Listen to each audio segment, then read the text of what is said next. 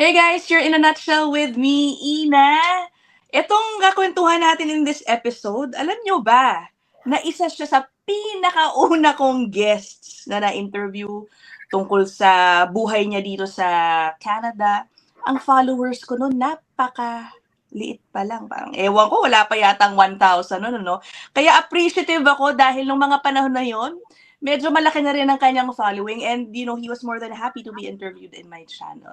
Ngayon, in this episode, medyo mas serious, no? Hindi naman life story niya muna ang ating pag-uusapan. We will focus on his job.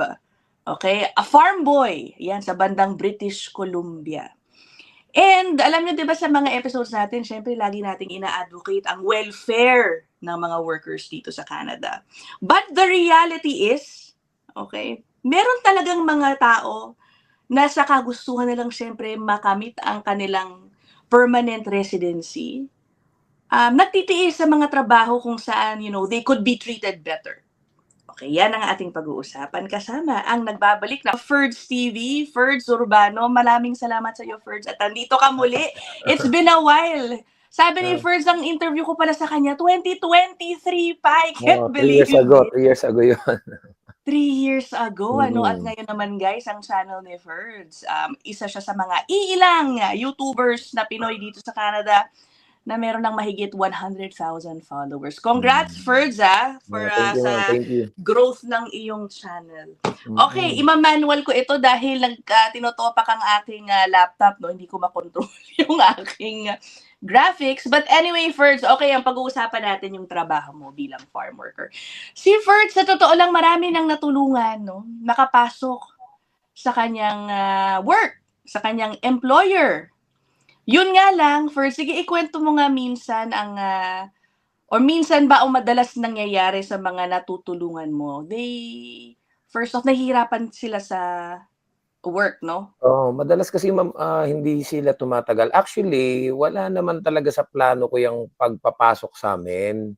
Kasi, nung mga nakaraan nakikita ko, nagkakaroon kami ng hiring which is madalas ang nakukuha is ibang lahi. Okay. So, nagkaroon ako ng idea, sa dami ng mga napapauwing kababayan natin, bakit hindi na lang kaya isama ko sa vlog na yun, may available kami. Try nyo dito sa amin. Okay. Hindi ako nag-i-encourage na magtrabaho sila sa farm. Ang gusto ko lang sana is makatulong. Kasi sabi ko, instead na umuwi, why don't you try na magtrabaho dito sa farm? Which is, most of the farm naman kasi talaga na I know is yung mga nakakausap ko, hindi lang sa farm namin, napakarami kong farm worker ditong nami-meet, hindi lang dito sa Abbotsford, even sa iba't ibang, like for example, Chilliwack, Surrey, Langley, nasabi nga nila, nasa farm din ako. So pag nagkakakwentuhan kami, nababanggit din nila sa akin. So ganun talaga sa farm. Minsan, kadalasan, hindi bayad yung extra hours natin, yung health benefits is walang extended healthcare, walang vision. So, kinakailangan lang nating alagaan yung sarili natin. Ang purpose lang talaga natin, kaya nandito tayo sa agriculture, is to get yung agri-food pilot, yung pathway to PR. Oo. Kaya most of them, nagtsatsaga talaga sa farm. Even yung iba, walang experience sa farm. For example, yung iba is galing ng food counter. Kasi may mga namimit ako, yung iba, way back 2015, 2017, no nagkahigpitan sa Alberta, lahat sila halos lumipat ng BC. Kasi nga daw, nung time na yon wala na silang chance na makakuha ng status sa Alberta. So, from food counter, nag-transition sila sa farm. Then after that, nagtiyaga sila sa farm, nakuha nila yung PR nila dahil sa farm. Kaya, nagkaroon ako ng idea, sabi ko, ito kahit papano, kung tsatsagain nyo, may pathway to PR to. So, bakit hindi ka ba na rin nyo, yung mga followers nating pumupunta? Napakarami kasing pumupuntang followers ko. Minsan kumakatok sa pinto, minsan tulog pa ako, minsan galing mga iba't ibang province, minsan galing pang Vancouver, pupunta sa bahay. Sir, hindi na po ako marirenew.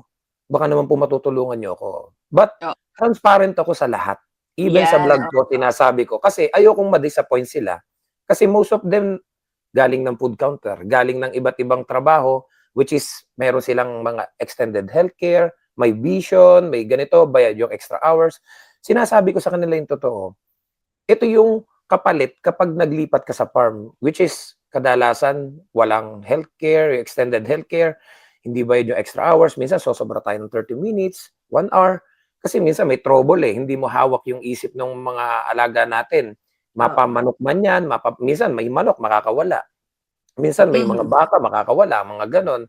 So minsan magkakaroon tayo ng sobrang oras na hindi kadalasan nababayaran. Which is Yeah. ang ano naman nung iba is okey lang, habol ko is pathway to PR. So mababalewala lahat ng hindi magandang nangyayari, naka-focus ka ngayon dun sa pathway to PR. Oo, okey. Nakakita kong isang medyo I'm sure 'no, ayaw ng ilan yung walang OT pay lalo na 'di ba, walang, overtime pay. I'm just wondering, did you ever raise this with your employer? Yeah, actually na-raise ko na 'to sa employer ko. Sinabi ko naman sa kanila before nagkausap kasi we Kasi are in bawal yun, I think, bawal yun unless mayro'n akong hindi alam na regulasyon para sa mga employer sa farm sector.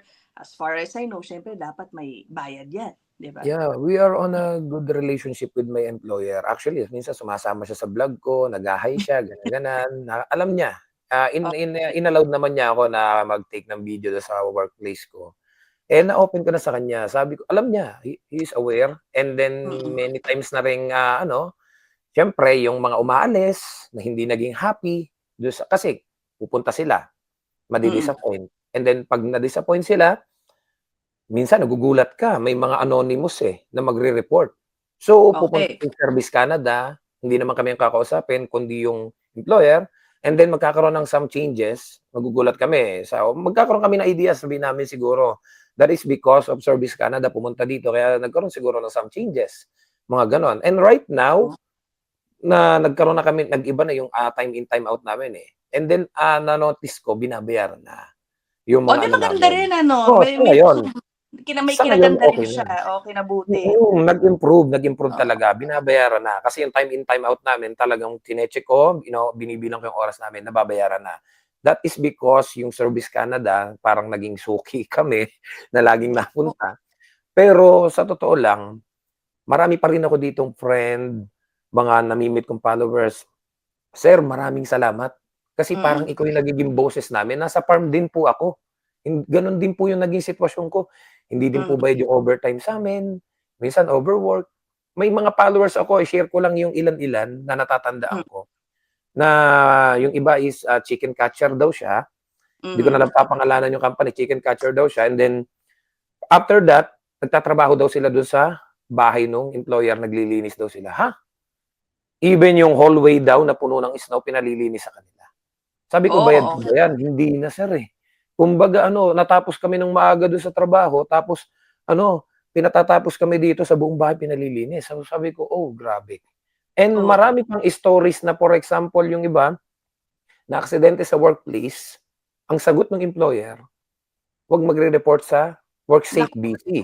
uy, So bawal na sabi, bawal yun, oo, bawal na bawal yun. Actually naka-save sa'kin lahat yung mga conversation namin, and even sa comment ini-screenshot ko. So may basis lahat yung mga sinasabi ko kasi minsan nagagamit ko siya sa vlog. Hmm, Kasi gusto kong mailabas yung reality once na pinasok niyo yung farm. Na yeah, ganito kadalasan yung nagiging sitwasyon once na pinasok niyo yung farm. Kasi most of my followers, dahil nga nasa farm tayo, is nasa farm din yung kadalasang mami-meet ko. Sinasabi mm, nila, "Sir, maraming salamat.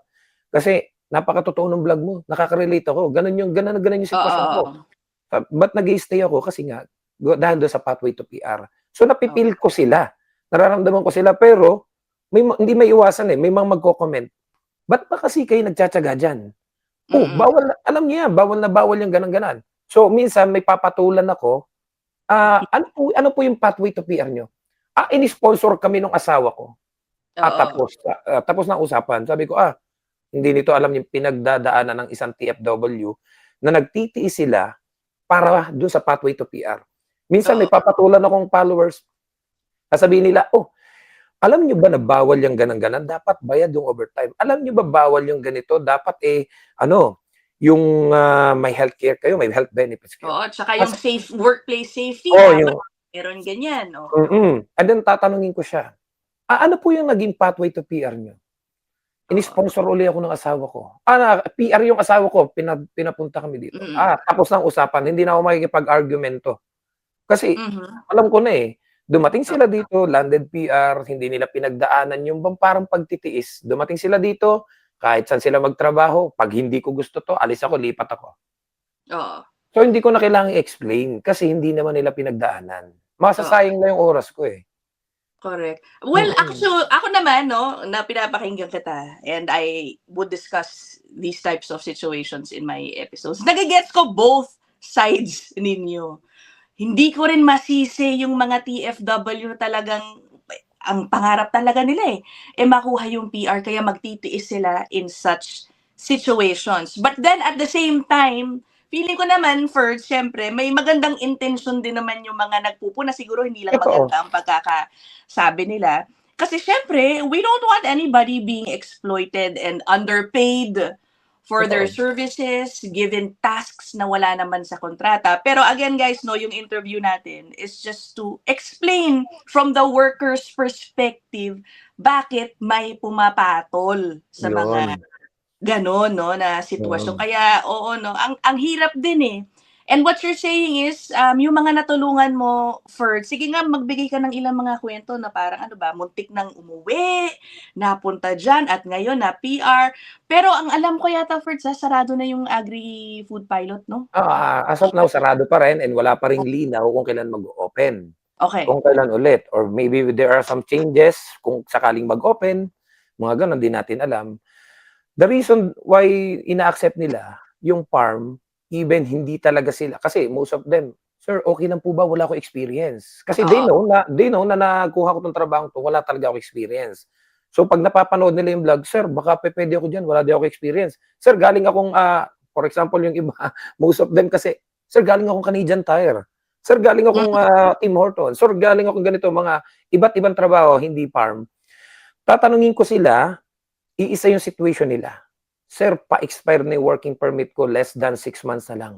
Wala talaga akong mahanap na mag-i-sponsor ng LMIA, which is Oo. everybody knows not everybody knows na agriculture, healthcare, and construction are safe kahit papaano. Lalo na dun sa mga unemployment rate, 6% pataas, hindi na nag-i-issue, hindi na nag-o-offer ng LMIA. Mhm. So, yung 6% pababa, kahit kung nasa agriculture ka, may isyuhan ka pa, Oo. exempted. So, dito sa'min mataas din ang unemployment rate which is I think 6.2, 6.3. But despite of that, nakakapag-issue pa kami ng LMIA. Okey. Kaya yung iba, 'pag nakapanood ng vlog ko kasi minsan kahit yung mga previous vlog ko 6 months na, magko-comment pa, eh. Sabi ko, "Naku, luma na po 'yan. Sir, hiring pa Mhm. ba kayo?" Ay, yung hiring namin na yun 6 months na. Minsan nata-timing na may hiring kami, so tatanungin ko yung mga isa-isa sila 'no, minsan Oo. nag-i-spend ako talaga ng 1 hour, 2 hours, eh. "So, ano ba yung sitwasyon mo? Hindi na po ako mare-renew. Eh, baka po pupuwede niyo ako maipasok diyan." So, nag-try ako ng 1, 2, 3, umabot ata ng nasa 18 na. Walang Okey. tumagal. So, sabi ko, dinediretso ko sa kanila, so ito yung pinagkaiba nung work mo dito sa magiging work mo dito. So, open ako sa lahat. Sabi Oo. kasi ayoko ma-disappoint sila. Pero minsan kasi malakas mambola ang Pilipino, eh, para makuha nila yung gusto nila. Ang gusto nila status, ang gusto nila yung may pathway to PR. Lahat sasabihin nila yung matatamis sa salita. Na "Sir, kaya ko kaya 'yan, sir, ganyan. kaya ko 'yan, balewala 'yan. Sir, kaya kong tiisin 'yan para sa pathway to PR. Sir, kaya ko 'yang tiisin para 'wag lang umuwi," et cetera, et cetera. And then pagdating sa trabaho, naranasan na yung pisikal, nalaman na yung sitwasyon, "Ay, ba't gano'n? Kasi sa'min may healthcare before dito." Oh, sinabi ko sa inyo 'yan, Oo. 'di ba? Open ako sa lahat, sinabi ko sa inyo 'yan bago kayo pumasok dito. Like what you said yung kahapon, sabi mo nga, minsan may nagko-comment ba sa'yo na bakit ini-encourage mo sila? Tama, dami. Baka, o kasi Sabi baka ang dating, "Ferds, wag mo na sa ilipasok diyan, alam mo naman na ganyan oo, baka may gano'n, 'di ba? Oo. oo.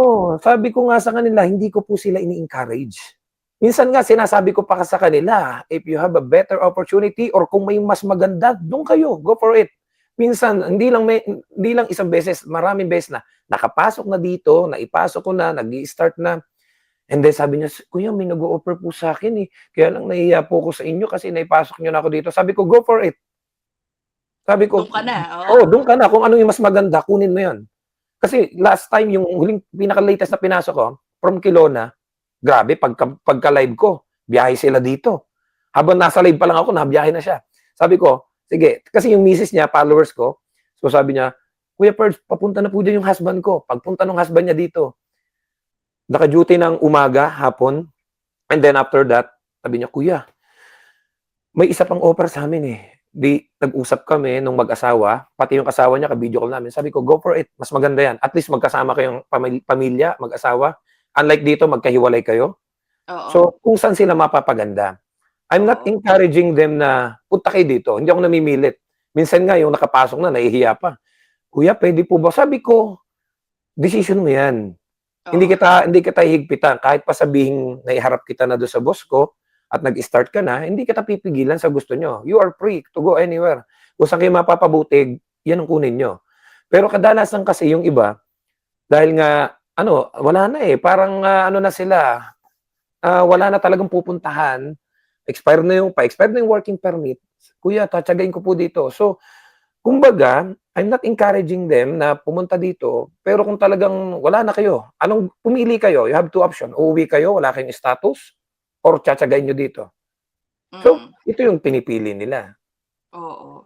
I'm curious dun sa employer mo, no, Ferd. Sabi mo noon na i-raise naman sa kanya itong yung issues sa working conditions. Tapos na-i-inspect na siya ng ilang beses, no, by Service Canada. So, may nagko-complain nga sa kanya.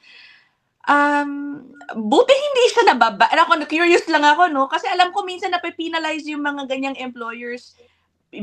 May ban sa pag-hire ng foreign workers. So, I assume hindi pa siya dumarating sa punto na yun.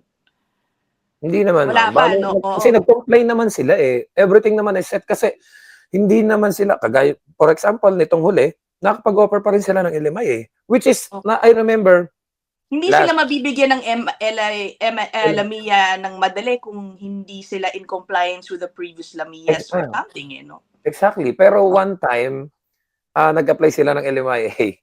Medyo, sumabit. Kasi nga, kailangan nila mag-comply ganan. So, hindi kami nakapag-issue noon. I think ilang months. And then, after nilang makapag-comply, yun, nakapag-issue na ulit kami. Oo, okay. But clearly, Ferds, yung mga kwento mo, parang norm siya, no? Kung sabi mo nga, no, parang it's common. Hindi lang sa employer mo, kundi sa ibang mga employers in other farms. I can't help but think, Ferds, no, I'm sorry to be blunt about it.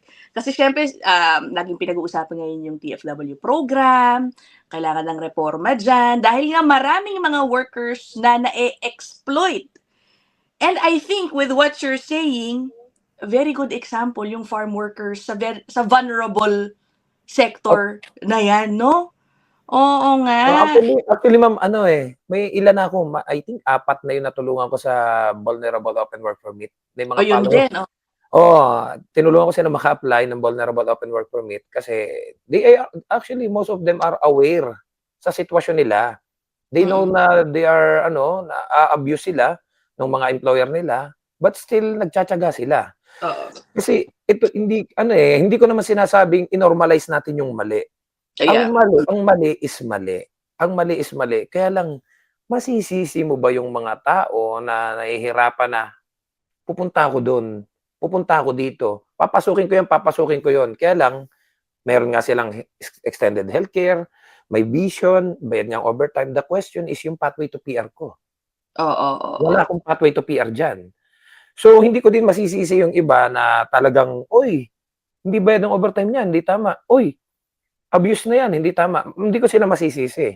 Kaya nga lang, masisisi mo din ba yung mga nagtsatsaga? Oo, kasi hindi lang naman mga Pilipino eh. Napakarami kong ibang lahi din. Even yung foreign news, napanood ko. Sabi ko, mo, yung foreign news, sinasabi talaga. Ginawan ko na yun ng vlog way back, I think 2 years or 1.5 year na gawan ko ng vlog. Ang ginawa ko, in-record ko yung foreign news, tapos itinapal ko lang ng konti doon sa video. So sabi ko, ayan sabi nga doon sa foreign news, na yung most of the farm workers are being abused, na hindi overwork, na ganito, ganan. Minsan yung trabaho, hindi lang sa farm, pati doon sa bahay, ganito, ganan. So, talagang kailangan nga daw i-reform. Which is, kung sa dami pa rin talaga ng nakakausap ko. Actually, may nakausap ako, Hindi hindi ko nire-reform. makakalimutan. Hindi Hindi nagbabago pa rin magsabi. nare-reform. The question kasi, madaling magsalita, ba't di nyo i-report? Madaling magsalita, bakit pumapayag kayong ganan? Pero sa totoo lang, based on mga nakausap ko, sir, nag-report po ako eh. Kaya lang po, ang ginawa po hindi ko na sabihin, ang ginawa po nung pinag-reportan ko, nung tinawagan ko, kinausap lang employer ko. So, wala din naman pong nagbago. Nakailang report na po ako. So, sabi ko, saan ka nag-report? Oh, hindi ba nila kayo kinausap? Hindi po yan. Kinausap yung employer namin, pero wala din naman po nangyari. So, ang nangyayari po, ang napag-iinitan, kaming mga worker. So, ang mangyayari Parang po, kasi, baka ang thinking ng iba, kung hindi nyo kasi papatulan yan, hindi nyo ito-tolerate, aayos ng gusto yung amo ninyo. Parang gano'n ang totoo po. sinasabi siguro nila. Oo. Madali kasi madaling magsabi sa comment na, ba't hindi nyo isumbong? Ba't hindi nyo i-report? Ba't hindi nyo ganang, ba't kayo pumapayag? Ito yung experience ng mga kilala kong nag-report. Ito. Nag-report, ay alam nila, 2, 3, 4, 5 lang yung worker. So, na doon lang yung nag-report. So, napapag-initan. Ang pinagtatako ko kasi, let's say, halimbawa, worksite busy. Halimbawa, nag-report sa IRCC or kung saan, sa immigration or kung saan man. Nag-report ESBC, sila, nag-report sila sa Service Canada or kung saan man, sa worksite busy. And then, magugulat sila, hindi naman daw sila kinausap. Ang kinausap is yung employer. And then after that, pag alis, yung employer, ang pag-iinitan is yung mga worker. Yeah. So parang nawala na yung good relationship. Ganun na mangyayari.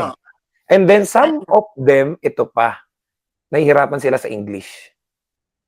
So hindi sila bukod sa writing, hindi nila masabi ng maayos, hindi din nila masabi, hindi nila ma-type ng maayos. Hindi pag tinawagan na nila, wag na, magtiyaga na lang ako.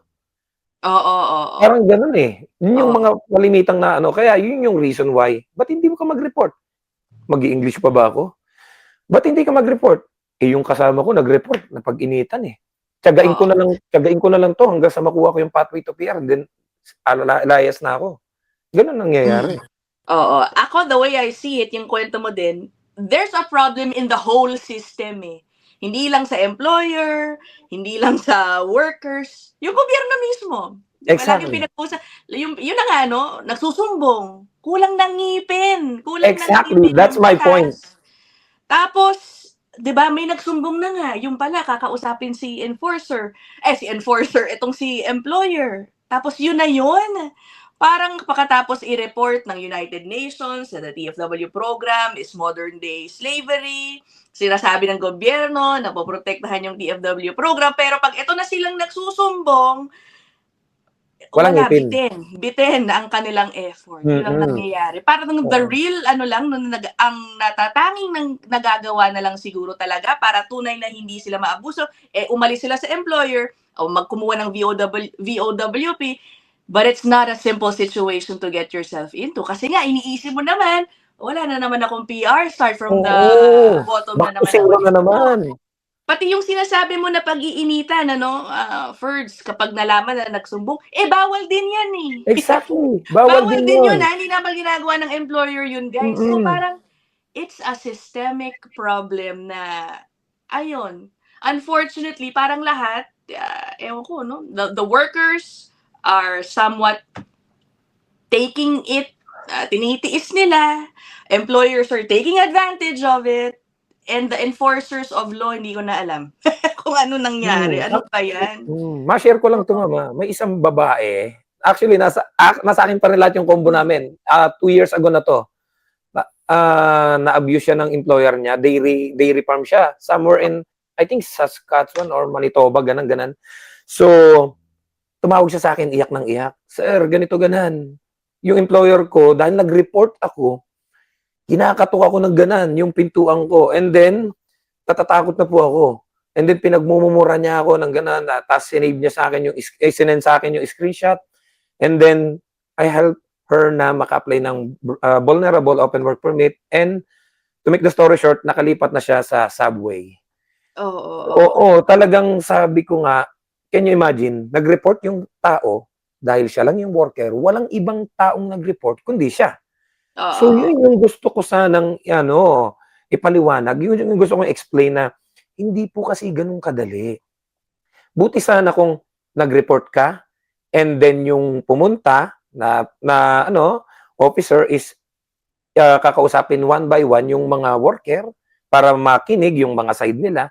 Kaso based on mga nakausap kong mga followers, "Sir, pumunta sa amin yung ano, Service Canada. Ang kinausap yung employer ko. Tapos pag-alis sir, sama na ng loob sa'min ng employer namin, ba't daw kami nag-report?" So, parang Oo. nasira yung relationship. Sir, 4 months na lang yung inaantay ko, makaka-apply na ako ng PR, eh. Mukhang ano, hindi pa matutuloy kasi parang ayaw na niya kaming ano, pagtrabahuhin dito. So, kaya sabi nung iba, magtiyaga na lang po kami. Tapusin na Yes. namin, konting buwan na lang, eh, makaka-apply na kami ng ano, eh. Yun Yun yung ang hirap. correct. And that is the main gist of this episode, no? Para maintindihan nung ilan, no? Hindi naman sabihin ng iba kasi, may choice ka lagi, Ferds. Mm. Umalis ka diyan o tiisin mo yung mga ganun ba. It's more complicated than that kasi, no? Yun yung yun Hmm. yung sinasabi ni Ferds. Pero the good thing is, in a way, no, Ferds, it worked out for you. Guys, Yeah. PR na pala si Ferds. Ano, nung una ko siyang Hindi actually yung, sabi nga nila, almost sabi nila, pero hindi pa rin ako kampante, Miss Ina, eh. bakit? Ano ba nangyari? Akala ko Hindi. nakuha mo na. Hindi, nandun pa rin tayo sa eligibility, which is waiting for Portal 1. So, Portal 1 na lang inaantay. Sabi nga, sa totoo lang, 90% of my friends, once lagi nila sinasabi, "Oh, 'pag may eligibility ka na, sure na 'yan." Actually, Oh, 95% consultant and yung mga naka-experience, most of them sinasabi, "Eh, waiting na lang. oh, considered as PR na 'yan," gano'n, gano'n. Pero sabi ko Oh, nga, hangga't hindi ko hawak ang PR card, hindi ako ano, kampante. Anything okay, can okay. happen, 'di ba? Basta ang Mm. mahalaga na-invite ka na, okay? Nasabit mo na yung papeles, nasabit mo na yung application mo, tapos may AOR ka na.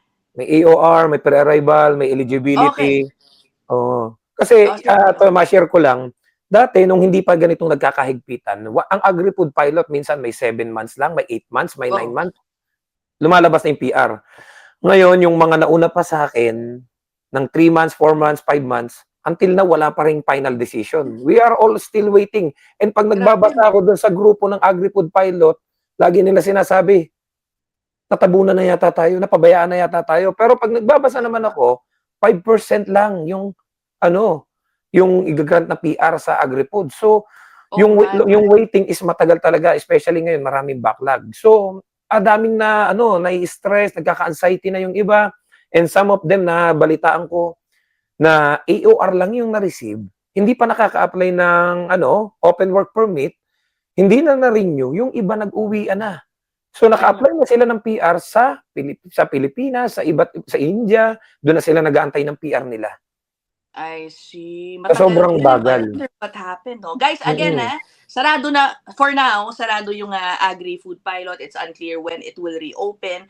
So, I'm sure may magtatanong first. Una, dalawang tanong, bago tayo matapos, Ferds, are you still referring to your bosses na mga workers? At number two, ano na ang PR pathway ngayon, 'pag ikaw ang tinatanong Sa ng mga PNP, 'yan, oh? sa pathway to PR ngayon, dahil close ngayon yung Agri-Food, puwede sila do'n sa PNP, provincial Mm, nominee. And then yung farm namin is wala na po, may naipasok na kasi akong 3. Oh, mm. kagandahan, tumagal na sila, naka-process na yung papel nila. Kasi yung isa naman is open work permit galing Jasper Okay. na ano, nakakuha siya ng vulnerable open work permit dahil nga 'di ba nagkaroon ng sunog do'n sa Jasper? Oh, oo. So nakakuha siya ng, ano, open work permit, so nakalipat siya dito sa'min. Mga followers ko din sila from Alberta, so lumipat sila dito. And Okay. right now, nag-resign na po kasi ako. Kasi Bakit? nga ano, I have a better, offer sa island, sa Vancouver Island. So, grinab ko kasi yung bahay nga is libre. Oo, So, okay. nandito na yung family natin, magkano yung binabayaran ko, malaki din. So, unlike dun, 3 bedroom, 1 bathroom, libre yung lahat, utilities, kasama yung family ko, and mas maganda yung salary. Like what I said na maganda naman yung relationship namin ng employer ko, tinanong ko siya mismo, "Sir, if you're in my situation, what will you do?" Sabi niya sa akin, "Oh, take it." Sabi niya sa Mhm. akin gano'n, "Ferds, take it. That is good for your family." Sabi niya gano'n. Sabi ko, Oo. "Sir, kung ako lang tatanungin mo, ayokong umalis dito. Masaya Oo. ako kasi maganda nga yung relationship namin ng boss ko. Kaya nga lang, hindi ko na i-me-mention kung ano 'to. Alam naman ng mga followers ko na yung farm namin is not in a good situation." Okay. Kasi nasa ano, it's all over in the internet, so hindi ko na i-di-discuss kung bakit. So, sabi niya, kung may magagawa lang ako para mag-stay ka, kaso ano, mas maganda yung ino-offer sa'yo. Tsaka sinabi ko din sa kanya kasi parang feeling ko, sir, hindi ako naggo-grow dito. Kasi Oo. everyday is the same. Magmi-milking ka, magmi-milking ka, magmi-milking ka, magpu-push ka ng mga cow. Unlike dun, marami akong matututunan. Kasi tututuro nila sa'kin lahat. Dun sa bagong trabaho ko, hindi lang ako naka-focus sa milking. So Okay. sabi ko, "Sir, para kasing gusto ko sanang mag-grow kasi dito parang paulit-ulit everyday wala akong natututunan." So sabi niya, "Okay, go for it kung saan ka mas mapapaganda." Okay. Well, ako 'no, siyempre first ako dun ka sa employer na tatratuhin ka ng tama, Oo, ng mas totoo ma'am, totoo maganda, yun. okay. Oy, by the way guys, reminder, this episode is only for informational purposes. Okay, alam ko napag-usapan natin dito 'yan, PR pathway for, farm workers, but it's still best na magkonsulta kayo sa authorized immigration practitioner kung meron kayong katanungan tungkol sa mga isyung na pag-usapan natin. Lahat po ito ay batay lamang sa experience itong kaibigan nating farm worker for a number of years now. Yan, okay. Thank you so much, Ferds, sana maayos ng husto talagang itong sektor ng farm workers. Kasi kung tutuusin, I think sila ang talagang medyo mas kailangan ng PFWs because I am not sure if, yung mga locals, kayang tiyagain 'no, yung hard work na inyong ginagawa. So if Mm. anything, dapat yung mga employer na yan, sila talaga ang masunurin para nga maka-attract sila ng mas maraming foreign workers, 'di ba? Mm. Yun nga ang Oo. problema, yun yung isang reason bakit yung 'pag sinasabi nilang kasi minsan nagbabasa ako dun sa even sa foreign mga comments, sabi nga nila, good luck kung may tumagal daw sa mga farm na locals. Kasi Oo. based on my experience din and my observation, mostly kasi 'pag hindi Pilipino yung worker, Mexican yung mga Hmm. nasa farm, mga gano'n. Meron namang ilang mga Asian din, pero wala akong masyadong nakikita na mga locals. Meron man yung owner, mga gano'n. Oo, oo, oo, I Mm, see. Yung si mismong nga, yung may-ari 'no. mm. Anyway, sige. Guys, follow niyo si Ferds. Diyos ko, laki-laki na ng following na niya. Mukhang meron pa siyang ibang mga kukuwento do'n. Medyo busy lang yata siya dahil maglilipat na siya soon sa Oo, kanyang, maglilipat na kami ma'am, new work. At congrats sa iyong, new employer at andito na nga ang kanyang family. Okay, so if you have other questions about working in the farm, go to Ferds' channel. Doon kayo magtanong. Okay, guys, we will end this episode here. Ferds, maraming salamat sa'yo sa uulitin. I'll see you guys in the next one. Bye! Thank you.